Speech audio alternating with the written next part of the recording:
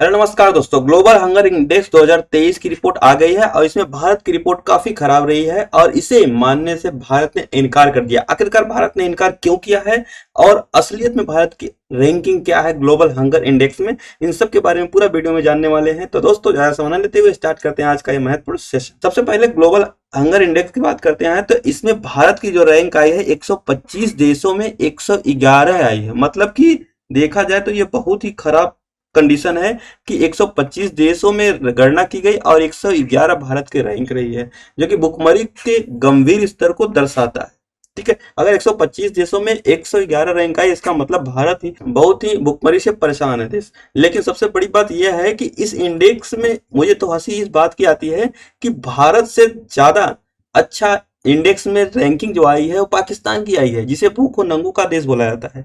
तो दोस्तों कैसे आया कैसे नहीं आया इन सब के बारे में जानते हैं। तो सबसे पहले इस रिपोर्ट के बारे में पढ़ेंगे, उसके बाद भारत की क्या ओपिनियन है उन सब के बारे में जानने वाले हैं। अच्छा, भारत के पड़ोसी देश पाकिस्तान की रैंक 102 आई है और भारत की 111 आई है। वहीं बांग्लादेश की बात करें तो और अच्छी आई है 81। बांग्लादेश को चलो ठीक है मानते हैं, बट पाकिस्तान का मैं नहीं मानता हूं। ठीक है, नेपाल की बात करें तो 69 है और श्रीलंका की सबसे बढ़िया है, इधर अपने पड़ोसी देशों में 60 रैंक आई हुई है श्रीलंका की।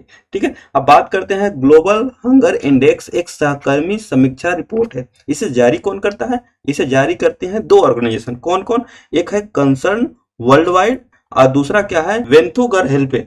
ठीक है, ये ऑर्गेनाइजेशन है। अच्छा, जो कर्सन है ये कहाँ की है? कर्सन की बात करते हैं तो ये आयरलैंड की संस्था है। कहाँ की है? ये आयरलैंड की संस्था है। और ये वेल्थुगर हिल्फे ये कंट्री है जर्मनी की।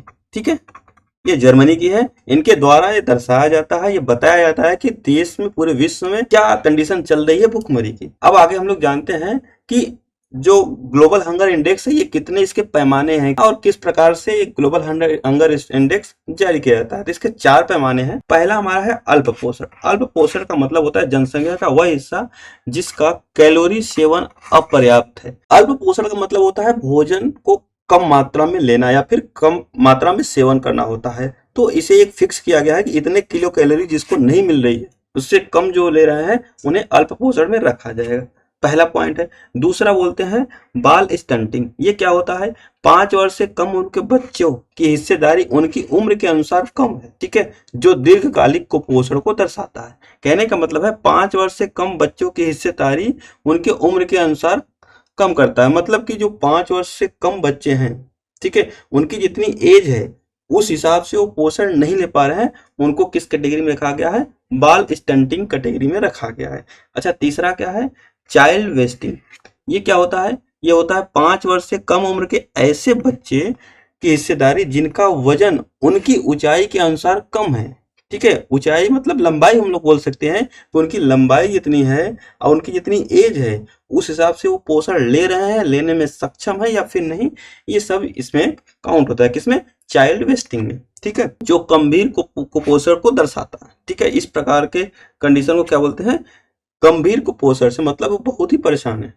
ठीक, अगला है हमारा है बाल मृत्यु दर। बाल मृत्यु दर अपने 5वें जन्मदिन से पहले, मतलब कि 5 साल से पहले बोल सकते हैं, मरने की बच्चों की हिस्सेदारी अपर्याप्त पोषण और स्वास्थ्यकर वातावरण के घातक मिश्रण को दर्शाती है। कहने का मतलब जो 5 साल से कम के बच्चे हैं, 5 साल से कम उम्र के बच्चे हैं, वो मृत्यु हो जाए उनकी किसी न किसी वजह से, तो उन्हें भी इन ग्लोबल हंगर इंडेक्स में शामिल किया जा रहा है। ठीक है, ये 4 पार्ट थे, ये 4 स्कोर थे, 4 संकेतक थे जिनको ग्लोबल हंगर इंडेक्स मानता है और इन्हीं के आधार पर इस इंडेक्स को जारी करता है। अच्छा, अगर बात करते हैं तो पूरे विश्व में भारत का जो परसेंटेज है, ओवरऑल परसेंटेज है, तो पूरे विश्व का 28.7% भारत का है। ये सोचिए, इतनी बुरी बात है कि जितने पूरे विश्व में गणना हुई है उसमें ओवरऑल अगर देखा जाए तो भारत का 28.7% भारत की हिस्सेदारी है। और इसमें अगर अल्प पोषण की बात करते हैं, जिन्हें भोजन कम मात्रा में मिल रहा है, वो उन्हें उसको 16% रखा, 16.8%। ठीक है, अगर बच्चों की वेस्टिंग दर की बात करते हैं तो 18% के साथ भारत है। ठीक है, और बाल मृत्यु की बात करते हैं तो 3.1% है। और महिलाओं की अनेमिया, ठीक है, जो महिलाओं की एनीमिया होती है 15 से 24 साल के एज में एनीमिया होती है, उनको भी ग्लोबल हंगर इंडेक्स में रखा जाता है। इनकी परसेंटेज में देखा तो सबसे ज्यादा है 58%। ठीक है, ये विश्व की बात हो रही है, विश्व में इनका कितना परसेंटेज है, कितना हिस्सा है हंगर में। ये किसकी रिपोर्ट है? ये ग्लोबल हंगर इंडेक्स की रिपोर्ट है। ये भारत मान नहीं रहा है, उन्होंने ये बता दिया है। और भारत आज नहीं, ये पिछले 2 साल से मना कर रहा है कि हम इसको नहीं मानते, ये गलत तरीके से बताया जाता है। ठीक है, या फिर भारत को नीचा दिखाया जाता है, तो इसको भारत मानता नहीं। हालांकि ये जारी होता है तो हमें पढ़ना है, क्योंकि एग्जाम में आता है। ठीक है, नेक्स्ट, अगर हम लोग जानते हैं कि कितने से कितने परसेंट में रहेंगे तो उन्हें बेस्ट बोला जाता है। ठीक है, अगर 9.9% है तो इन्हें बोलेंगे लो, मतलब कि इनकी ग्रीन में है, ये कहेंगे परफेक्ट है। ये ग्लोबल हंगर इंडेक्स में इनका जो रैंक है वो बढ़िया है। अगर 10 टू 19.9 रहेगा तो इसे बोलेंगे कुछ हद तक ठीक है, लेकिन लो से थोड़ा सा मॉडरेट है। ठीक है, नेक्स्ट अगर बात करते हैं जो 20 से 34.9 के अंडर में आते हैं उन्हें बोलते हैं सीरियस। मतलब भारत की हमने कितना बताया, हमने भारत की बताया 28.7 ओवरऑल, तो 20 से और 34.9 के बीच में आ रहा है, मतलब भारत सीरियस कंडीशन में है। ठीक है, भारत को सुधार करना चाहिए, ये ग्लोबल हंगर इंडेक्स के रिपोर्ट के अनुसार है। ठीक है, अच्छा, अगर बात करते हैं अलार्मिंग की, ये 35 से 49.9 है, इसे अलार्मिंग बोलते हैं। मतलब कि अब अलार्म बज गया है, अब जग जाओ, अगर अब नहीं जगे तो समझ लो बहुत खतरा है। ठीक है, इसमें भी मध्य अफ्रीकी कंट्री वगैरह है। ठीक है, अगर बात करते हैं 50 पॉइंट, अगर 50 पॉइंट से भी ज्यादा जाता है तब तो समझ लीजिए प्रॉब्लम ही है। हालांकि इसमें अभी कोई कंट्री शामिल नहीं है 50 में, ये 35 टू 49 में ही सीमित हैं सभी कंट्री, तो ये अभी तक ये ठीक है। ठीक है, नेक्स्ट चलते हैं हम लोग।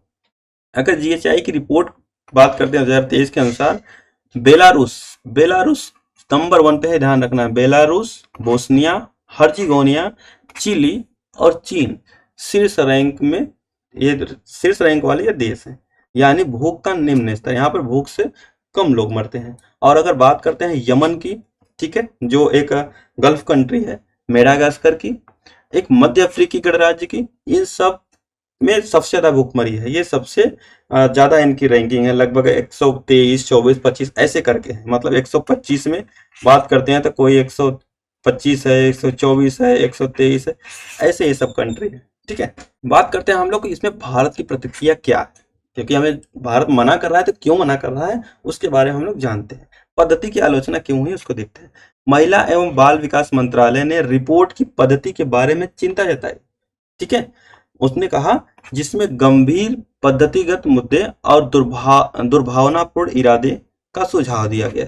ठीक है, उन्होंने बताया कि ये जो रिपोर्ट आई है ये हालांकि गंभीर है, इस पे हमें ध्यान देना चाहिए, लेकिन साथ में यह भी बताया है कि सरकार ने पोषण ट्रैकर के डेटा के से पता चलता है कि बाल दुर्बलता का प्रसार मात्र 7.2% से कम है। मतलब कि बाल दुर्बलता 7.2% से कम है, लेकिन जीएचआई के रिपोर्ट के अनुसार ये 18.7 मतलब 18.7% है। मतलब कि आप देख सकते हैं 7% और 18% मतलब 2 गुने से ज्यादा, इतने का डिफरेंट नहीं आना चाहिए। अगर 7.2 है तो इसको हम लोग बहुत बोल सकते हैं 8, 9, 10, मैक्सिमम 2-3% इधर उधर होता है। ये पूरा का पूरा दोगुना से तिगुना लगभग पहुंच जा रहा है, तो 7.2 से 18.7 आ गया बाल दुर्घटना में। तो इसका मतलब कि साफ साफ जाहिर होता है कि ये रिपोर्ट ग्लोबल हंगर इंडेक्स की गलत है।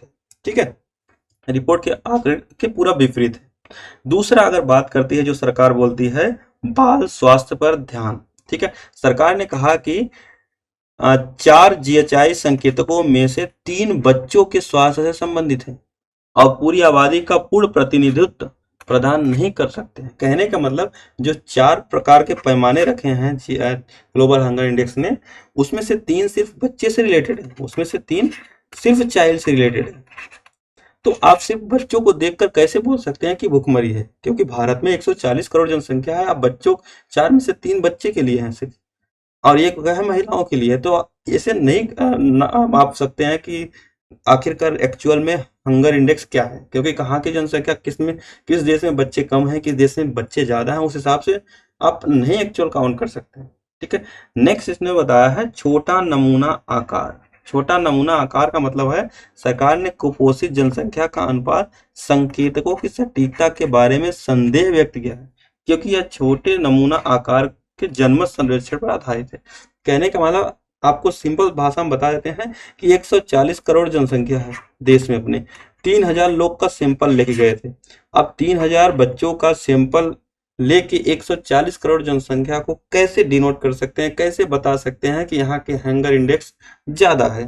ठीक है, तो 3000 का वो भी किस एरिया का लेके गए हैं, किस जगह का ले गए हैं, ये भी डिपेंड करता है किस शहर का लेके गए हैं। आप वहाँ की कंडीशन शायद पहले से ही प्रॉब्लम में हो, आप वहाँ के 3000 बच्चों का सैंपल लिए और फटाक से रिपोर्ट बना दिए, तो ये गलत है। 140 करोड़ जनसंख्या में 3000 से बच्चों का सैंपल के हिसाब से 140 करोड़ जनसंख्या का भविष्य या फिर हंगर इंडेक्स में नाम, ये गलत तरीका बताता है। अच्छा, नेक्स्ट जटिल कारण इन्होंने बताया है कि सरकार का तर्क है कि स्टंटिंग और वेस्टिंग जैसे संकेतक स्वच्छता, अनुवांशिकी, पर्यावरण और भोजन उपयोग सहित विभिन्न जटिल कारकों के परिणाम हैं और केवल भूख के लिए जिम्मेदार नहीं है।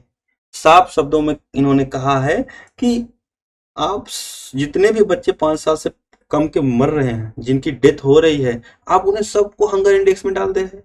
हंगर इंडेक्स में सिर्फ भूख से नहीं बच्चा मरा है, उसे अनुवांशिक कोई बीमारी हुई है, पर्यावरण से रिलेटेड कोई कुछ बीमारी है, कुछ कोई भी बीमारी हो सकती है किसी को, तो वो दूसरे बीमारी से मर रहा है, सिर्फ भोजन से नहीं मर रहा है, तो आप उसे सभी बच्चे को हंगर इंडेक्स में नहीं डाल सकते हैं। ठीक है, सरकार ने यह भी बताया है कि बाल मृत्यु दर केवल भूख का परिणाम नहीं हो सकती। एकदम सही कहा है, हम अपने देश के साथ हैं। ठीक है, यह दर्शाता है कि अन्य कारक भी इसमें भूमिका निभा रहे हैं। कहने का मतलब कि इन्होंने बता दिया कि सिर्फ भूख से बच्चे नहीं मर रहे हैं, बच्चे तो और भी बीमारियां हैं, बहुत सारे बीमारियां हैं, तो उन्हें भूख में सबको काउंट नहीं कर सकते आप। इन सबको लेकर इंडिया ने रिपोर्ट जारी किया कि ये हम ग्लोबल हंगर इंडेक्स मतलब जीएचआई को हम नहीं मानते। तो दोस्त, ये तो रही जीएचआई की रिपोर्ट। अब इसमें भारत की क्या राय है उन्होंने बता दिया है। अब आप कमेंट बॉक्स में बताइए कि आपको क्या लगता है कि ये रिपोर्ट ठीक है या फिर इंडिया की रिपोर्ट ठीक है। तो दोस्तों, मिलते हैं नेक्स्ट वीडियो में, तब तक के लिए जय हिंद, जय भारत।